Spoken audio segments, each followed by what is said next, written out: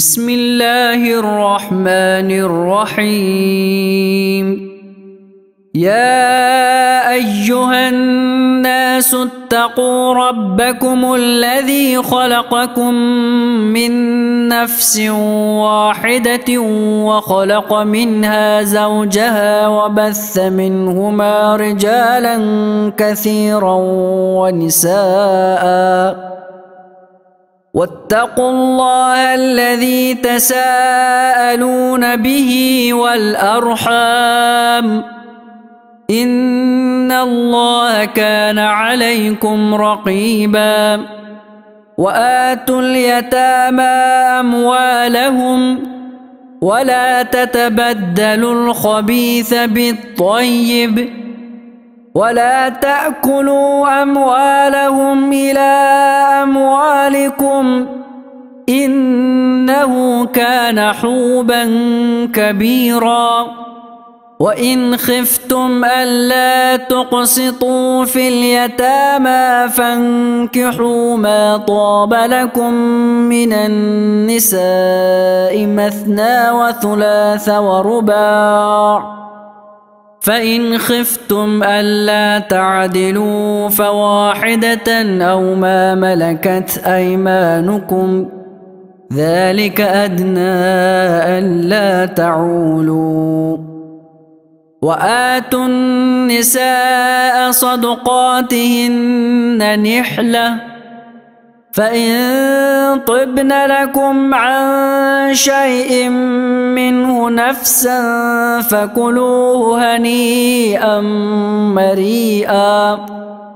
ولا تؤتوا السفهاء أموالكم التي جعل الله لكم قياما وارزقوهم فيها واكسوهم وقولوا لهم قولا معروفا. وابتلوا اليتامى حتى إذا بلغوا النكاح فإن آنستم منهم رشدا فادفعوا إليهم أموالهم ولا تأكلوها إسرافا وبدارا أن يكبروا. ومن كان غنيا فليستعفف ومن كان فقيرا فليأكل بالمعروف. فإذا دفعتم إليهم أموالهم فأشهدوا عليهم وكفى بالله حسيبا.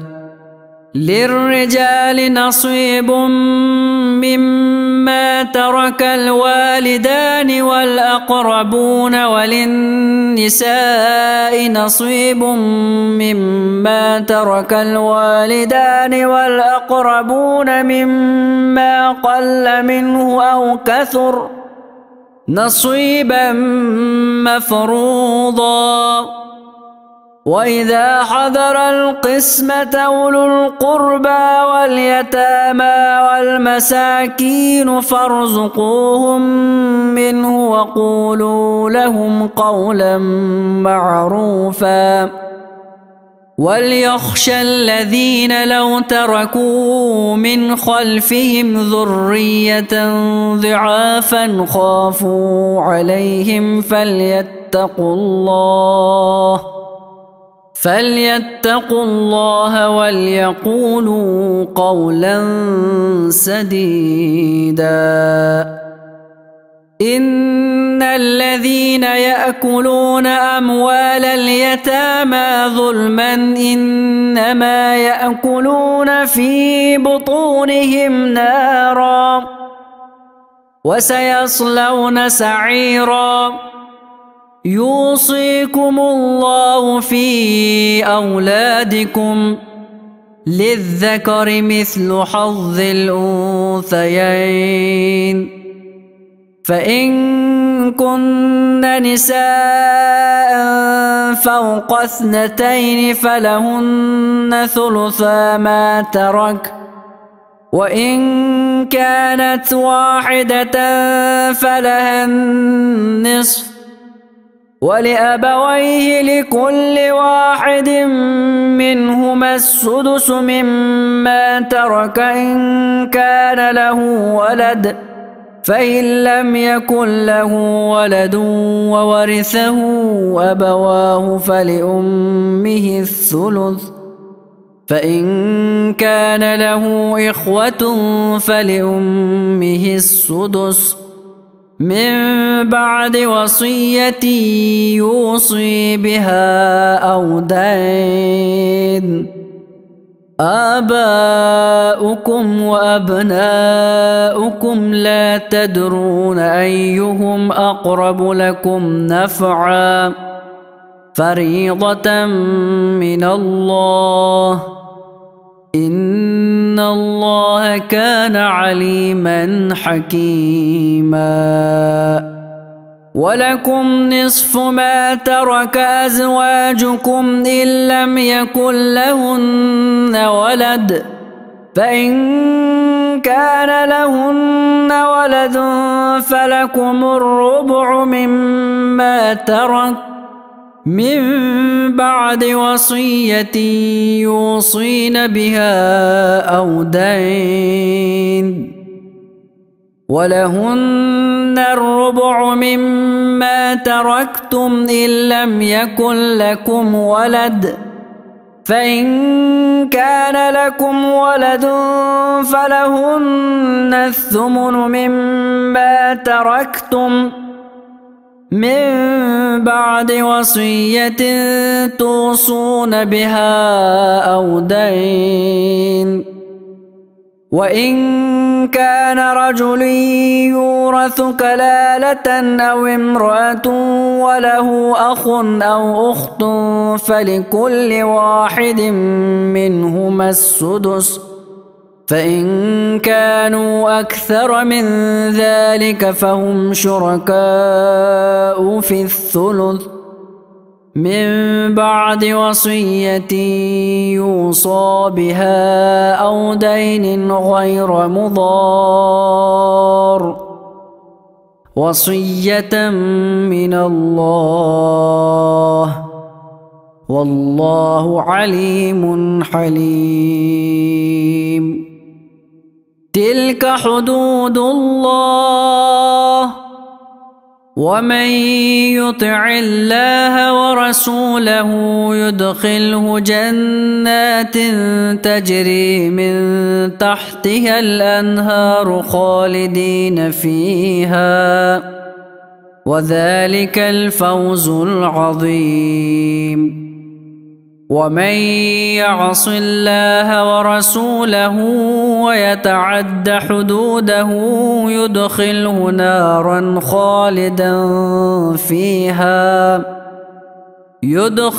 نارا خالدا فيها وله عذاب مهين.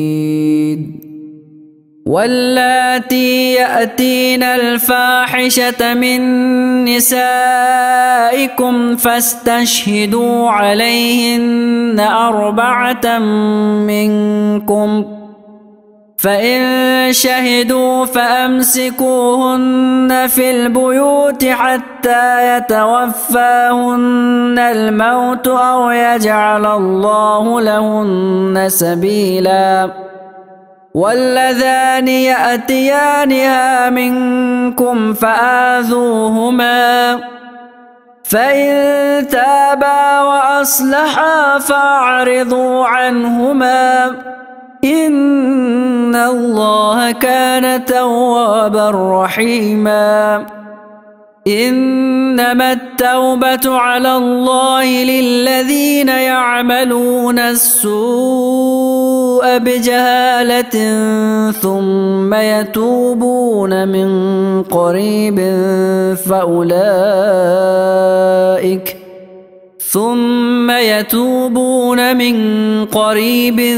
فأولئك يتوب الله عليهم، وكان الله عليما حكيما. وليست التوبة للذين يعملون السيئات حتى إذا حضر أحدهم الموت قال إني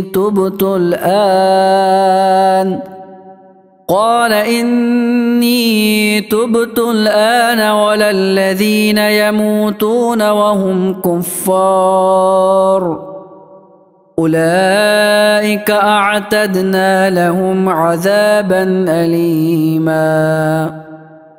يا أيها الذين آمنوا لا يحل لكم أن ترثوا النساء كرها ولا تعضلوهن لتذهبوا ببعض ما آتيتموهن إلا أن يأتين بفاحشة مبينة وعاشروهن بالمعروف فإن كرهتموهن فعسى أن تكرهوا شيئا ويجعل الله فيه خيرا كثيرا. وإن أردتم استبدال زوج مكان زوج وآتيتم إحداهن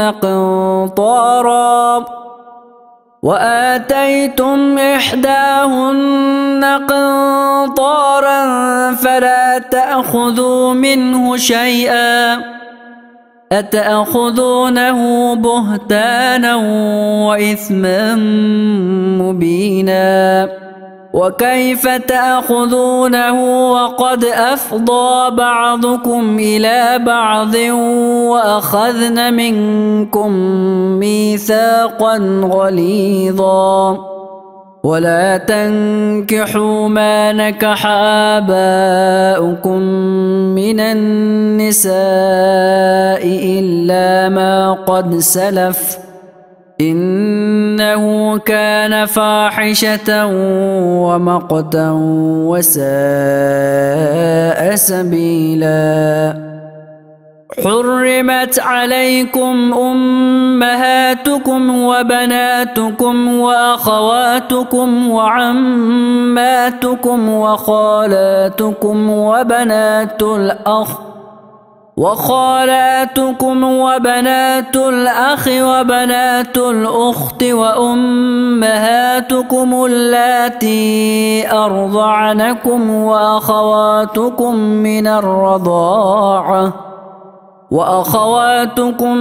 من الرضاعة وأمهات نسائكم وربائبكم اللاتي في حجوركم من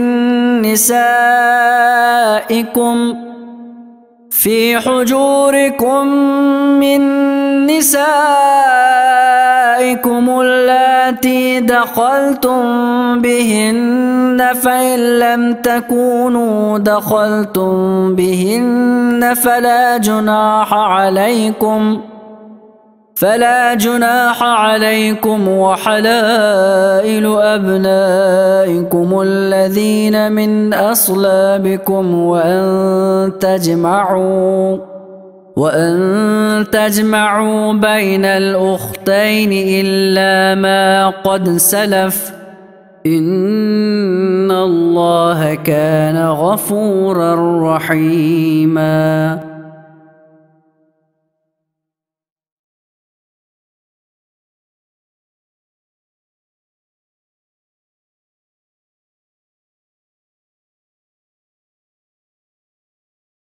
أعوذ بالله من الشيطان الرجيم. بسم الله الرحمن الرحيم. والمحصنات من النساء إلا ما ملكت أيمانكم كتاب الله عليكم وأحل لكم ما وراء ذلكم أن تبتغوا بأموالكم محصنين غير مسافحين فما استمتعتم به منهن فآتوهن أجورهن فريضة ولا جناح عليكم فيما تراضيتم به من بعد الفريضة إن الله كان عليما حكيما. ومن لم يستطع منكم طولا أن ينكح المحصنات المؤمنات فمما ملكت أيمانكم من فتياتكم المؤمنات والله أعلم بإيمانكم بعضكم من بعض فانكحوهن بإذن أهلهن وآتوهن أجورهن بالمعروف محصنات غير مسافحات ولا متخذات أخدان فإذا أحصن فإن أتين بفاحشة فعليهن نصف ما على المحصنات من العذاب ذلك لمن خشي العنة منكم وأن تصبروا خير لكم والله غفور رحيم. يريد الله ليبين لكم ويهديكم سنن الذين من قبلكم ويتوب عليكم والله عليم حكيم. والله يريد أن يتوب عليكم ويريد الذين يتبعون الشهوات أن تميلوا ميلا عظيما. يريد الله أن يخفف عنكم وخلق الإنسان ضعيفا. يا أيها الذين آمنوا لا تأكلوا أموالكم بينكم بالباطل إلا أن تكون تجارة عن تراض منكم ولا تقتلوا أنفسكم إن الله كان بكم رحيما. ومن يفعل ذلك عدوانا وظلما فسوف نصليه نارا وكان ذلك على الله يسيرا. إن تجتنبوا كبائر ما تنهون عنه نكفر عنكم سيئاتكم وندخلكم مدخلا كريما. ولا تتمنوا ما فضل الله به بعضكم على بعض للرجال نصيب مما اكتسبوا وللنساء نصيب مما اكتسب واسألوا الله من فضله إن الله كان بكل شيء عليما. ولكل جعلنا موالي مما ترك الوالدان والأقربون والذين عقدت أيمانكم فآتوهم نصيبهم إن الله كان على كل شيء شهيدا. الرجال قوامون على النساء بما فضل الله بعضهم على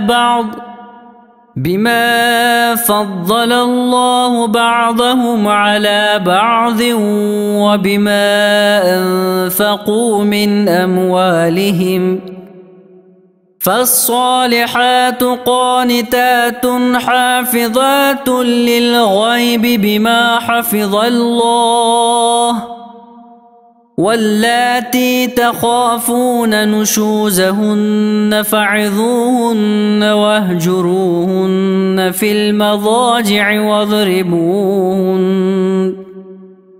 فإن أطعنكم فلا تبغوا عليهن سبيلا، إن الله كان عليا كبيرا. وإن خفتم شقاق بينهما فابعثوا حكما من أهله وحكما من أهلها إن يريدا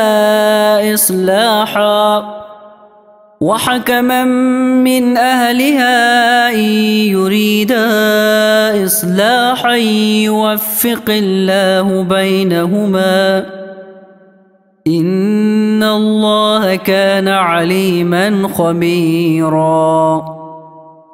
واعبدوا الله ولا تشركوا به شيئا، وبالوالدين إحسانا وبذي القربى واليتامى والمساكين والجار ذي القربى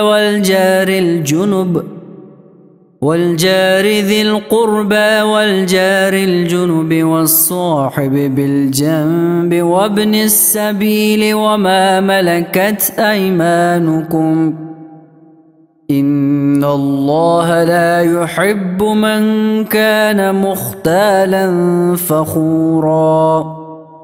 الذين يبخلون ويأمرون الناس بالبخل ويكتمون ما آتاهم الله من فضله، وأعتدنا للكافرين عذابا مهينا.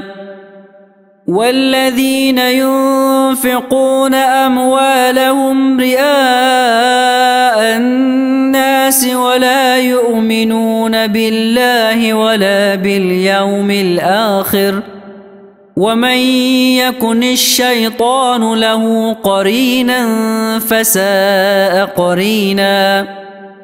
وماذا عليهم لو آمنوا بالله واليوم الآخر وأنفقوا مما رزقهم الله، وكان الله بهم عليما.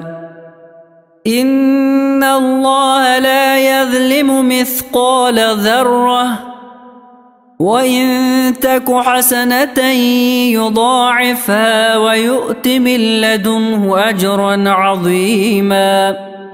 فكيف إذا جئنا من كل أمة بشهيد وجئنا بك على هؤلاء شهيدا، يومئذ يود الذين كفروا وعصوا الرسول لو تسوى بهم الأرض ولا يكتمون الله حديثا. يا أيها الذين آمنوا لا تقربوا الصلاة وأنتم سكارى حتى تعلموا ما تقولون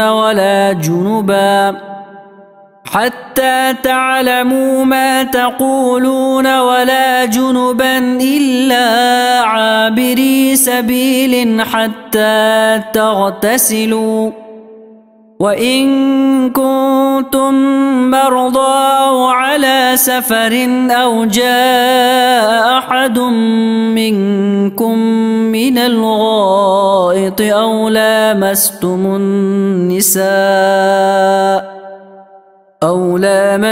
النساء فلم تجدوا ماء فتيمموا صعيدا طيبا فامسحوا بوجوهكم وأيديكم، إن الله كان عفوا غفورا. ألم تر إلى الذين أوتوا نصيبا من الكتاب يشترون الضلالة ويريدون أن تضلوا السبيل، والله أعلم بأعدائكم، وكفى بالله وليا وكفى بالله نصيرا. من الذين هادوا يحرفون الكلم عن مواضعه ويقولون سمعنا وعصينا واسمع غير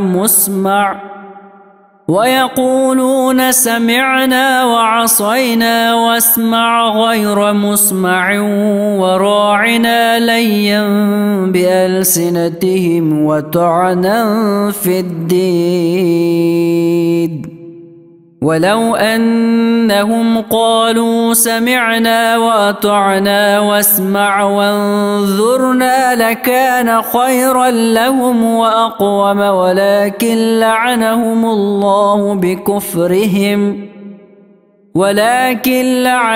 الله بكفرهم فلا يؤمنون إلا قليلا.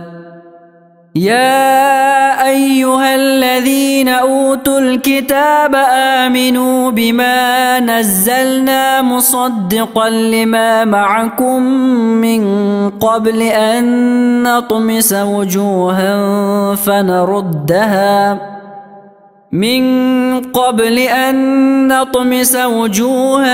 فنردها على أدبارها أو نلعنهم كما لعنا أصحاب السبت، وكان أمر الله مفعولا. إن الله لا يغفر أن يشرك به ويغفر ما دون ذلك لمن يشاء، ومن يشرك بالله فقد افترى إثما عظيما. ألم تر إلى الذين يزكون أنفسهم؟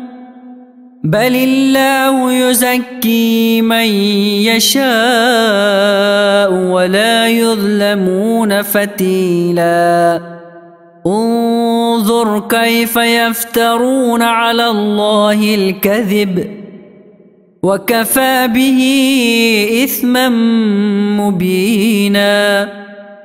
ألم تر إلى الذين أوتوا نصيبا من الكتاب يؤمنون بالجبت والطاغوت ويقولون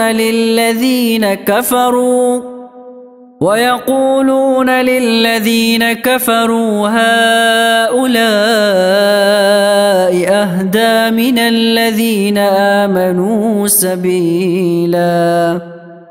أولئك الذين لعنهم الله، ومن يلعن الله فلن تجد له نصيرا. أم لهم نصيب من الملك فإذا لا يؤتون الناس نقيرا. أم يحسدون الناس على ما آتاهم الله من فضله؟ فقد آتينا آل إبراهيم الكتاب والحكمة وآتيناهم ملكا عظيما. فمنهم من آمن به ومنهم من صد عنه، وكفى بجهنم سعيرا. إن الذين كفروا بآياتنا سوف نصليهم نارا كلما نضجت جلودهم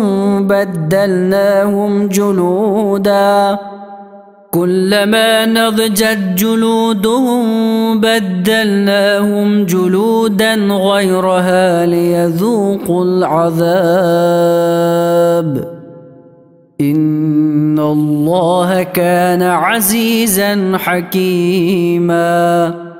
والذين آمنوا وعملوا الصالحات سندخلهم جنات تجري من تحتها الأنهار خالدين فيها أبدا، لهم فيها أزواج مطهرة وندخلهم ظلا ظليلا إن الله يأمركم أن تؤدوا الأمانات إلى أهلها وإذا حكمتم بين الناس أن تحكموا بالعدل إن الله نعم ما يعظكم به إن الله كان سميعا بصيرا يا أيها الذين آمنوا أطيعوا الله وأطيعوا الرسول وأولي الأمر منكم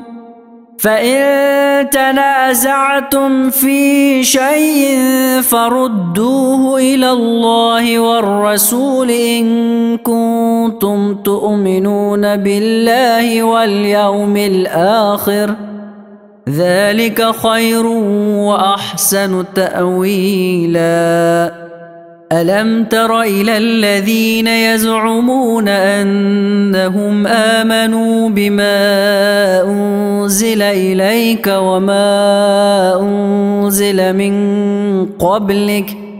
وما أنزل من قبلك يريدون أن يتحاكموا إلى الطاغوت وقد أمروا أن يكفروا به ويريد الشيطان أن يضلهم ضلالا بعيدا وإذا قيل لهم تعالوا إلى ما أنزل الله وإلى الرسول رأيت المنافقين يصدون عنك صدودا فكيف إذا أصابتهم مصيبة بما قدمت أيديهم ثم جاءوك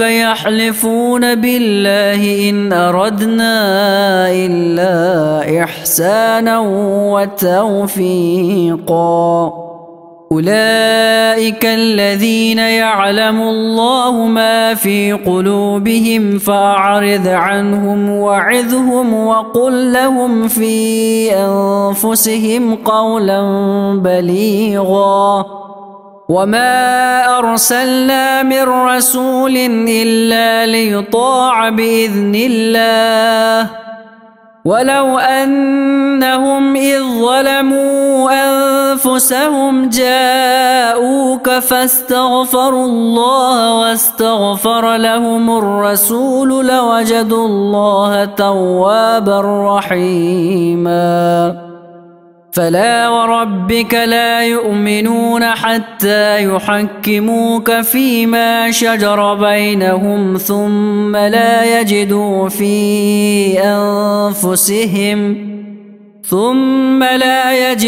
في أنفسهم حرجا مما قضيت ويسلموا تسليما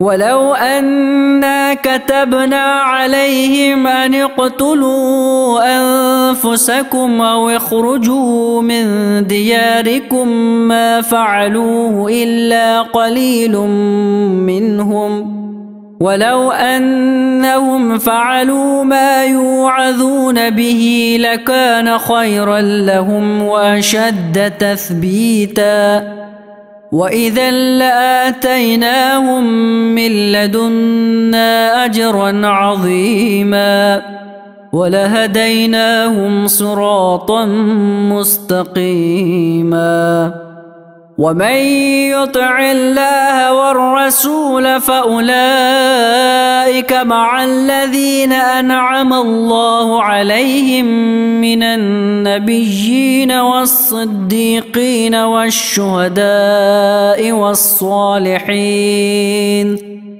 وحسن أولئك رفيقا ذلك الفضل من الله وكفى بالله عليما يا أيها الذين آمنوا خذوا حذركم فانفروا ثبات أو انفروا جميعا وإن منكم لمن ليبطئن فإن أصابتكم مصيبة قال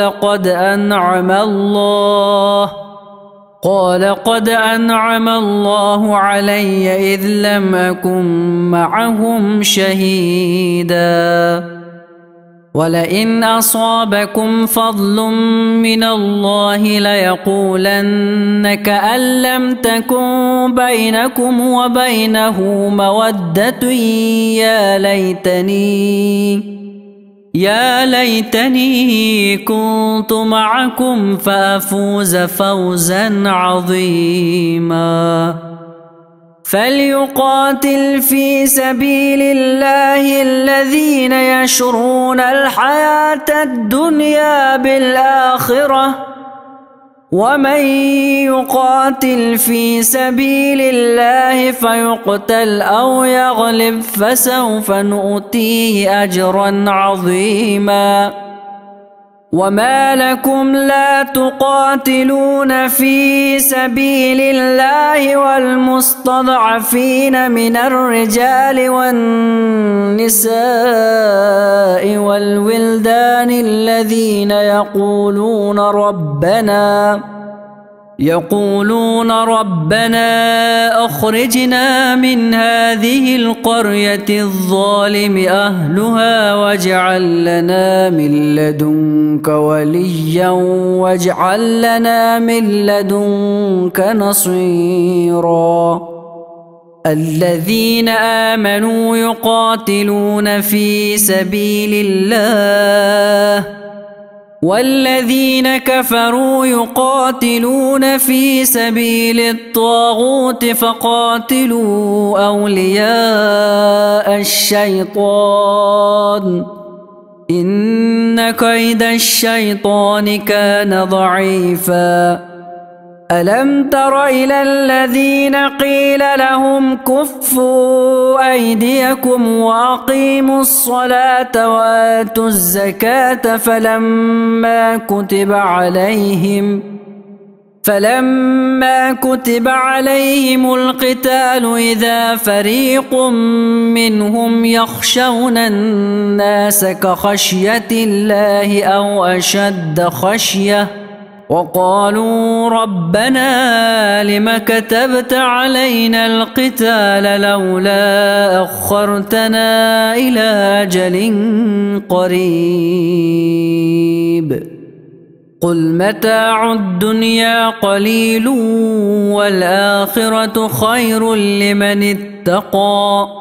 والآخرة خير لمن اتقى ولا تظلمون فتيلا أينما تكونوا يدرككم الموت ولو كنتم في بروج مشيدة وإن تصبهم حسنة يقولون هذه من عند الله وإن تصبهم سيئة يقولوا هذه من عندك قل كل من عند الله فما لهؤلاء القوم لا يكادون يفقهون حديثا ما أصابك من حسنة فمن الله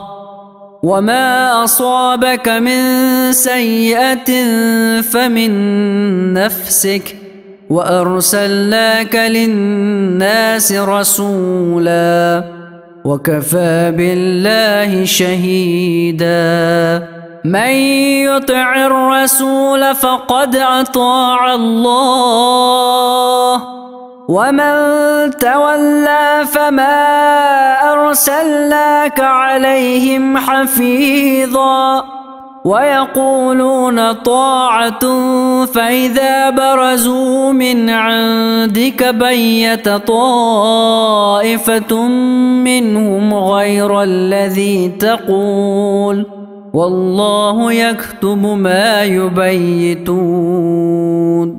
فأعرض عنهم وتوكل على الله وكفى بالله وكيلا أفلا يتدبرون القرآن ولو كان من عند غير الله لوجدوا فيه اختلافا كثيرا وإذا جاءهم أمر من الأمن أو الخوف أذاعوا به ولو ردوه إلى الرسول وإلى أولي الأمر منهم لعلمه الذين يستنبطونه منهم ولولا فضل الله عليكم ورحمته لاتبعتم الشيطان إلا قليلا فقاتل في سبيل الله لا تكلف إلا نفسك وحرض المؤمنين عسى الله أن يكف بأس الذين كفروا والله أشد بأسا وأشد تنكيلا من يشفع شفاعة حسنة يكن له نصيب منها ومن يشفع شفاعة سيئة يكن له كفل منها وكان الله على كل شيء مقيتا وإذا حييتم بتحية فحيوا بأحسن منها أو ردوها إن الله كان على كل شيء حسيبا الله لا إله إلا هو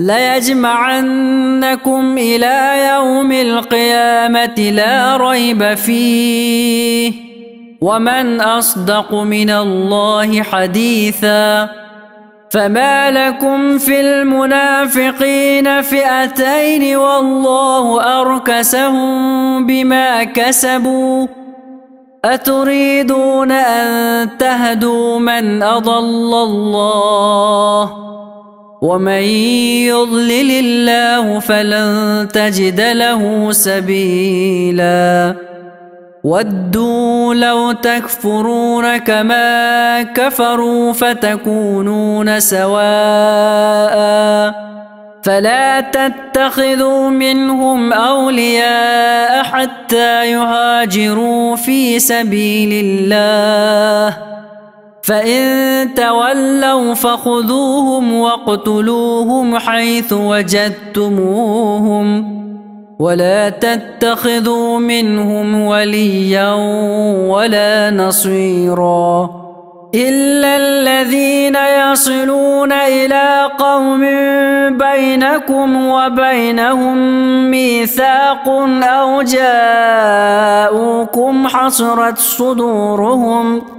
أو جاءوكم حصرت صدورهم أن يقاتلوكم أو يقاتلوا قومهم ولو شاء الله لسلطهم عليكم فلقاتلوكم فإن اعتزلوكم فلم يقاتلوكم وألقوا إليكم السلم فما جعل الله لكم عليهم سبيلا ستجدون آخرين يريدون أن يأمنوكم ويأمنوا قومهم كلما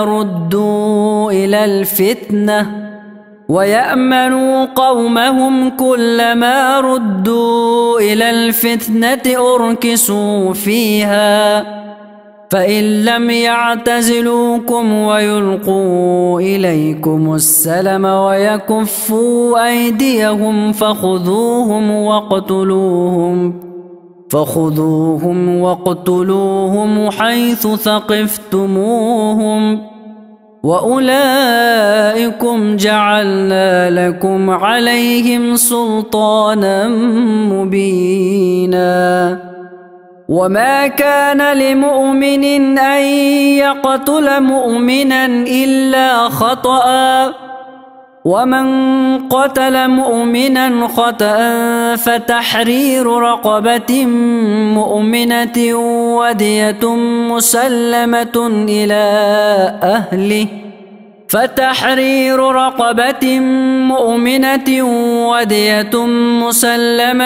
إلى أهله إلا أن يصدقوا فإن كان من قوم عدو لكم وهو مؤمن فتحرير رقبة مؤمنة وإن كان من قوم بينكم وبينهم ميثاق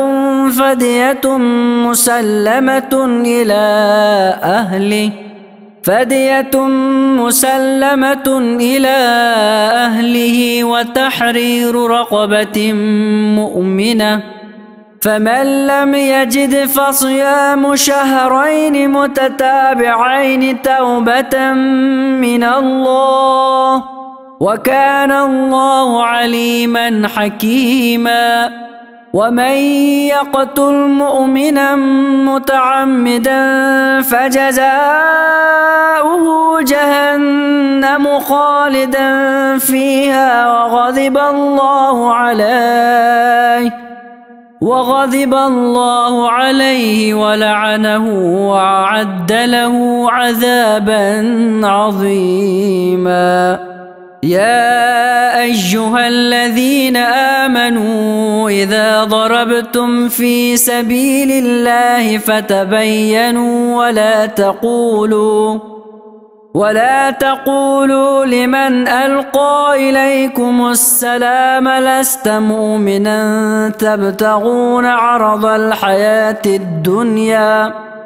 تبتغون عرض الحياة الدنيا فعند الله مغانم كثيرة كذلك كنتم من قبل فمن الله عليكم فتبينوا إن الله كان بما تعملون خبيرا لا يستوي القاعدون من المؤمنين غير أولي الضرر والمجاهدون في سبيل الله بأموالهم وأنفسهم فضل الله المجاهدين بأموالهم وأنفسهم على القاعدين درجة وكلا وعد الله الحسنى وفضل الله المجاهدين على القاعدين أجرا عظيما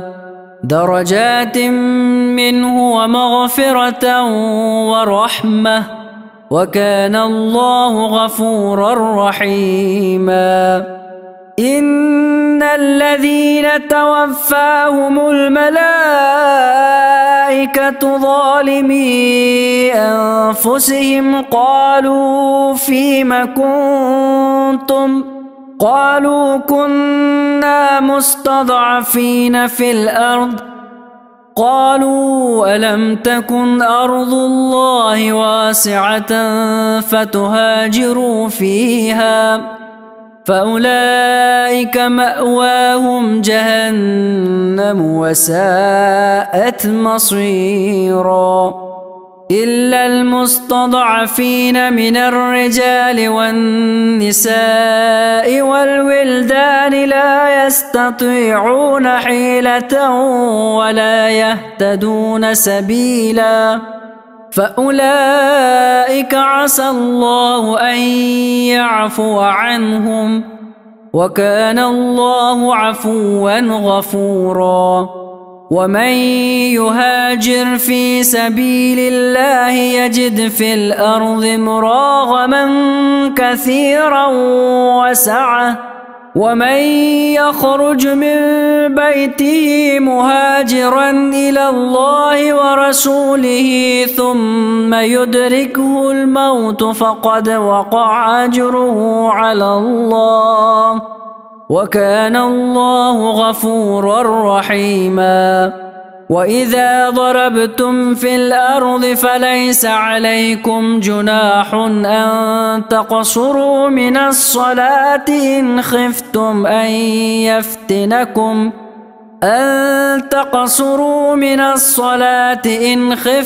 أن يفتنكم الذين كفروا إن الكافرين كانوا لكم عدوا مبينا. وإذا كنت فيهم فأقمت لهم الصلاة فلتقم طائفة منهم معك وليأخذوا أسلحتهم فإذا سجدوا فليكونوا من ورائكم ولتأت طائفة أخرى لم يصلوا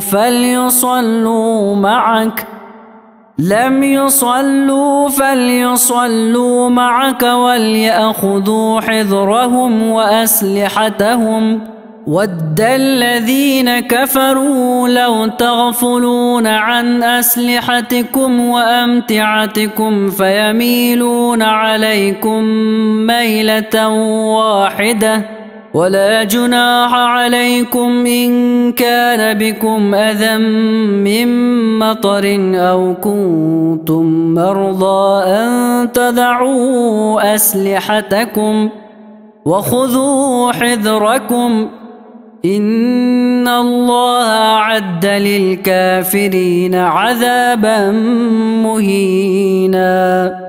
فإذا قضيتم الصلاة فاذكروا الله قياما وقعودا وعلى جنوبكم فإذا اطمأننتم فأقيموا الصلاة إن الصلاة كانت على المؤمنين كتابا موقوتا. ولا تهنوا في ابتغاء القوم إن تكونوا تألمون فإنهم يألمون كما تألمون وترجون من الله ما لا يرجون وكان الله عليما حكيما. إنا أنزلنا إليك الكتاب بالحق لتحكم بين الناس بما أراك الله ولا تكن للخائنين خصيما. واستغفر الله إن الله كان غفورا رحيما. ولا تجادل عن الذين يختانون أنفسهم إن الله لا يحب من كان خوانا أثيما. يستخفون من الناس ولا يستخفون من الله وهو معهم إذ يبيتون ما لا يرضى من القول وكان الله بما يعملون محيطا. ها أنتم هؤلاء جادلتم عنهم في الحياة الدنيا فمن يجادل الله عنهم يوم القيامة أم من يكون عليهم وكيلا. ومن يعمل سوءا أو يظلم نفسه ثم يستغفر الله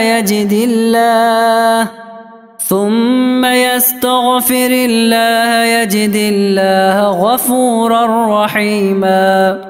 ومن يكسب إثما فإنما يكسبه على نفسه وكان الله عليما حكيما.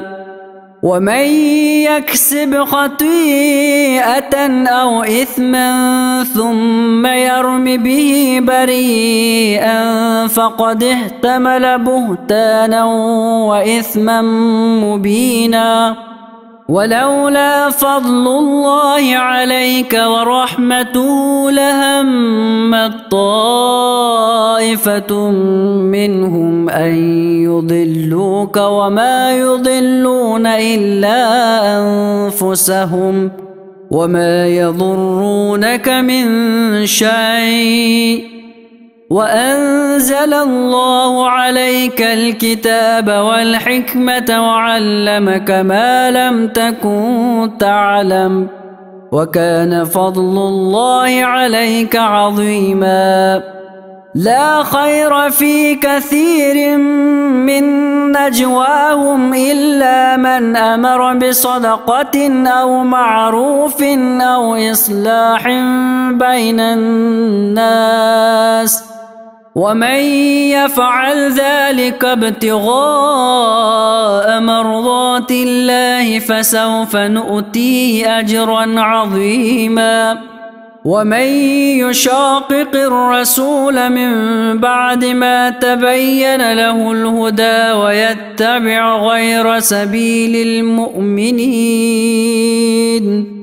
ويتبع غير سبيل المؤمنين نوله ما تولى ونصله جهنم وساءت مصيرا.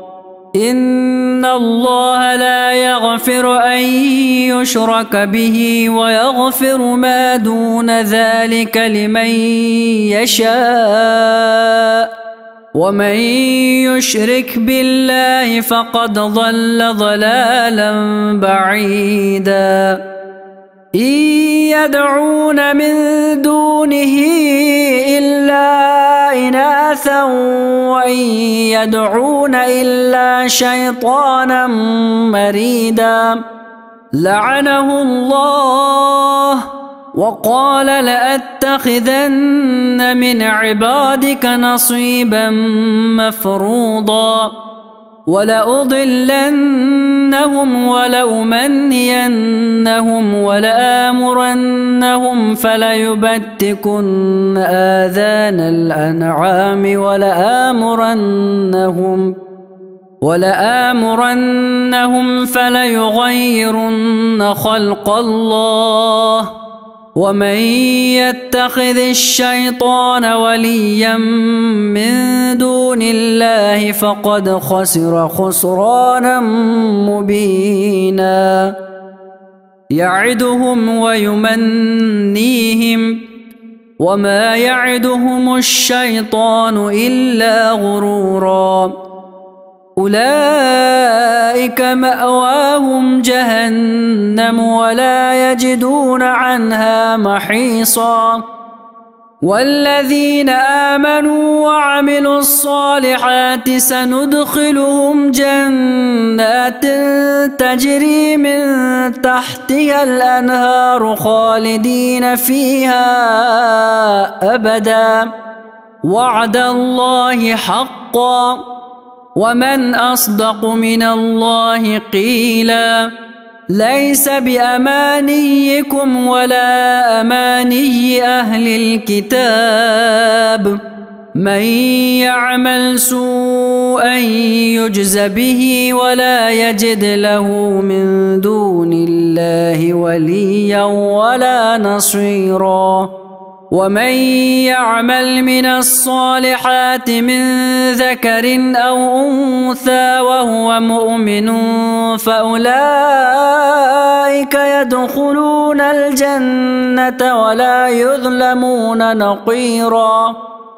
ومن أحسن دينا ممن أسلم وجهه لله وهو محسن واتبع ملة إبراهيم حنيفا واتخذ الله إبراهيم خليلا. ولله ما في السماوات وما في الأرض وكان الله بكل شيء محيطا. ويستفتونك في النساء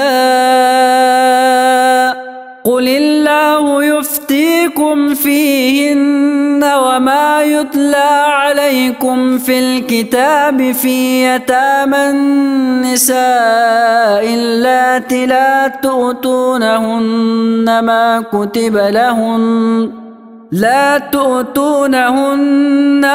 كتب لهن وترغبون أن تنكحوهن والمستضعفين من الولدان وأن تقوموا لليتامى بالقسط وما تفعلوا من خير فإن الله كان به عليما. وإن امرأة خافت من بعلها نشوزا أو إعراضا فلا جناح عليهما أن يصلحا بينهما صلحا والصلح خير.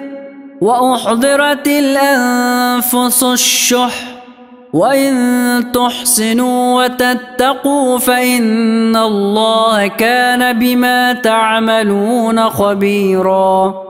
ولن تستطيعوا أن تعدلوا بين النساء ولو حرصتم فلا تميلوا كل الميل فتذروها كالمعلقة. وإن تصلحوا وتتقوا فإن الله كان غفورا رحيما. وإن يتفرقا يغن الله كلا من سعته وكان الله واسعا حكيما.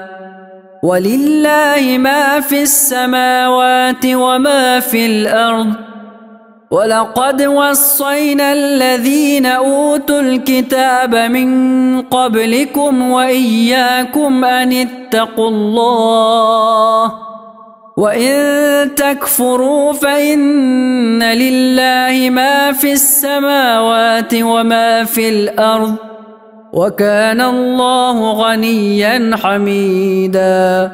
ولله ما في السماوات وما في الأرض وكفى بالله وكيلا.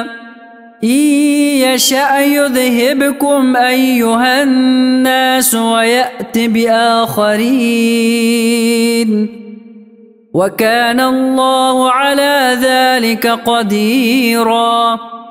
من كان يريد ثواب الدنيا فعند الله ثواب الدنيا والآخرة وكان الله سميعا بصيرا. يا أيها الذين آمنوا كونوا قوامين بالقسط شهداء لله ولو على أنفسكم أو الوالدين والأقربين إن يكن غنيا أو فقيرا فالله أولى بهما فلا تتبعوا الهوى أن تعدلوا وإن تلووا أو تعرضوا فإن الله كان بما تعملون خبيرا. يا أيها الذين آمنوا بالله ورسوله والكتاب الذي نزل على رسوله والكتاب الذي أنزل من قبل ومن يكفر بالله وملائكته وكتبه ورسله واليوم الآخر فقد ضل ضلالا بعيدا. إن الذين آمنوا ثم كفروا ثم آمنوا ثم كفروا ثم ازدادوا كفرا لم يكن ثم ازدادوا كفرا لم يكن الله ليغفر لهم ولا ليهديهم سبيلا بشر المنافقين بأن لهم عذابا أليما الذين يتخذون الكافرين أولياء من دون المؤمنين أيبتغون عندهم العزة فإن العزة لله جميعا وقد نزل عليكم في الكتاب أن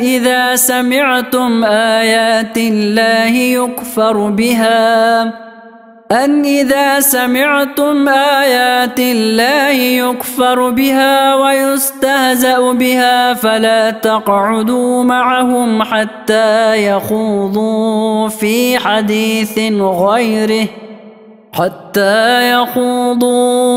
حديث غيره إنكم إذا مثلهم إن الله جامع المنافقين والكافرين في جهنم جميعا الذين يتربصون بكم فإن كان لكم فتح من الله قالوا ألم نكن معكم وإن كان للكافرين نصيب قالوا ألم نستحوذ عليكم ونمنعكم من المؤمنين فالله يحكم بينكم يوم القيامة ولن يجعل الله للكافرين على المؤمنين سبيلا إن المنافقين يخادعون الله وهو خادعهم وإذا قاموا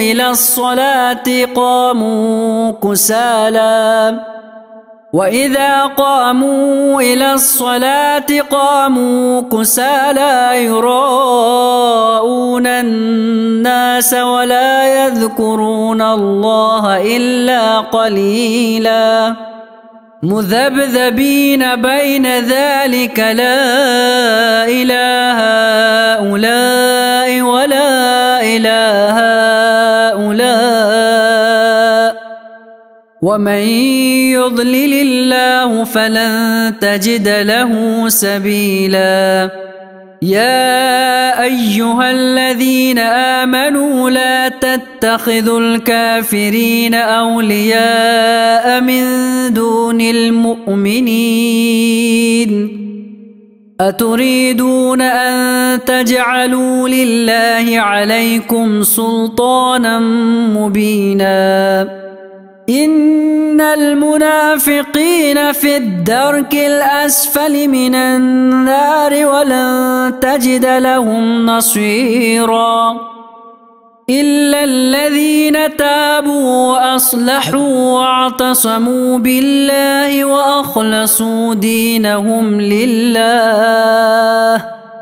وأخلصوا دينهم لله فأولئك مع المؤمنين وسوف يؤتي الله المؤمنين أجرا عظيما ما يفعل الله بعذابكم إن شكرتم وآمنتم وكان الله شاكرا عليما أعوذ بالله من الشيطان الرجيم بسم الله الرحمن الرحيم لا يحب الله الجهر بالسوء من القول إلا من ظلم وكان الله سميعا عليما إن تبدوا خيرا أو تخفوه أو تعفوا عن سوء فإن الله كان عفوا قديرا. إن الذين يكفرون بالله ورسله ويريدون أن يفرقوا بين الله ورسله ويقولون نؤمن ببعض ونكفر ببعض ويريدون أن يتخذوا بين ذلك سبيلا أولئك هم الكافرون حقا وأعتدنا للكافرين عذابا مهينا. والذين آمنوا بالله ورسله ولم يفرقوا بين أحد منهم أولئك سوف يؤتيهم أجورهم وكان الله غفورا رحيما. يسألك أهل الكتاب أن تنزل عليهم كتابا من السماء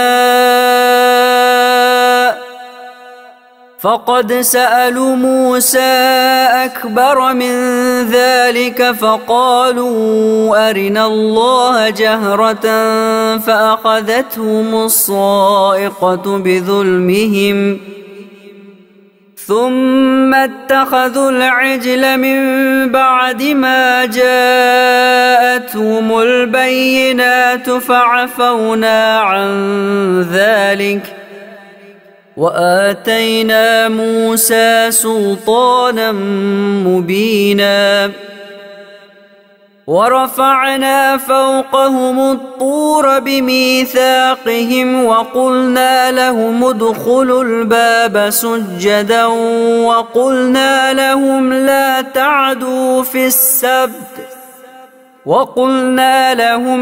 تعدوا في السبت وأخذنا منهم ميثاقا غليظا. فبما نقضهم ميثاقهم وكفرهم بآيات الله وقتلهم الأنبياء بغير حق وقولهم قلوبنا غلف بل طبع الله عليها بكفرهم فلا يؤمنون إلا قليلا.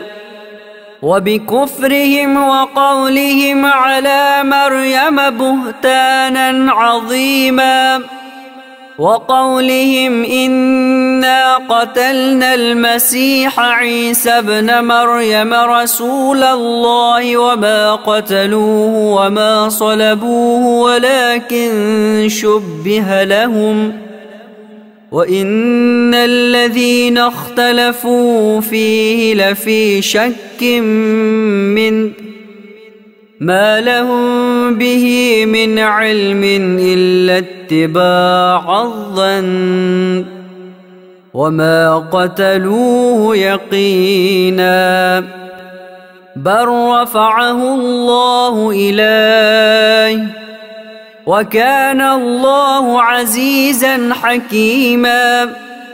وإن من أهل الكتاب إلا ليؤمنن به قبل موته ويوم القيامة يكون عليهم شهيدا. فبظلم من الذين هادوا حرمنا عليهم طيبات أحلت لهم وبصدهم عن سبيل الله كثيرا وأخذهم الربا وقد نهوا عنه وأكلهم أموال الناس بالباطل وأعتدنا للكافرين منهم عذابا أليما. لكن الراسخون في العلم منهم والمؤمنون يؤمنون بما أنزل إليك وما أنزل من قبلك والمقيمين الصلاة والمؤتون الزكاة والمؤمنون بالله واليوم الآخر أولئك سنؤتيهم أجرا عظيما. إنا أوحينا إليك كما أوحينا إلى نوح والنبيين من بعده وأوحينا إلى إبراهيم وإسماعيل وإسحاق ويعقوب والأسباط وعيسى وأيوب ويونس وهارون وسليمان وآتينا داود زبورا ورسلا قد قصصناهم عليك من قبل ورسلا لم نقصصهم عليك وكلم الله موسى تكليما. رسلا مبشرين ومنذرين لئلا يكون للناس على الله حجة بعد الرسل وكان الله عزيزا حكيما. لكن الله يشهد بما أنزل إليك أنزله بعلمه والملائكة يشهدون وكفى بالله شهيدا. إن الذين كفروا وصدوا عن سبيل الله قد ضلوا ضلالا بعيدا.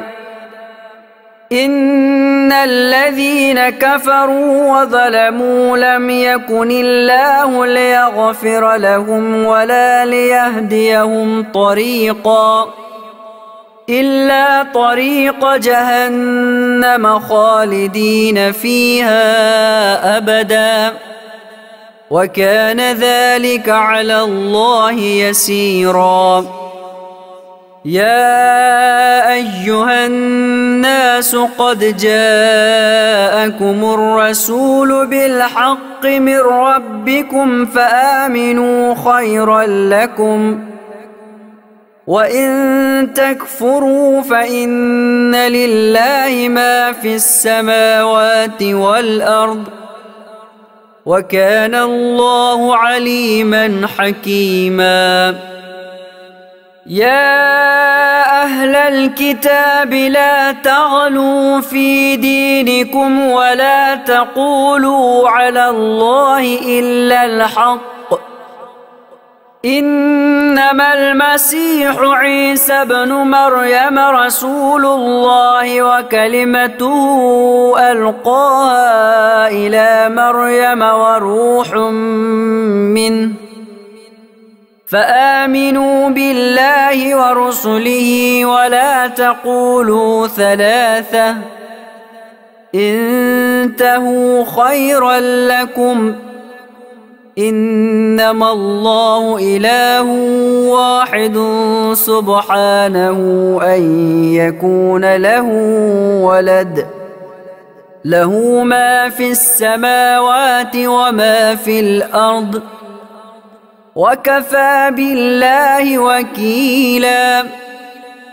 لن يستنكف المسيح أن يكون عبدا لله ولا الملائكة المقربون ومن يستنكف عن عبادته ويستكبر فسيحشرهم إليه جميعا.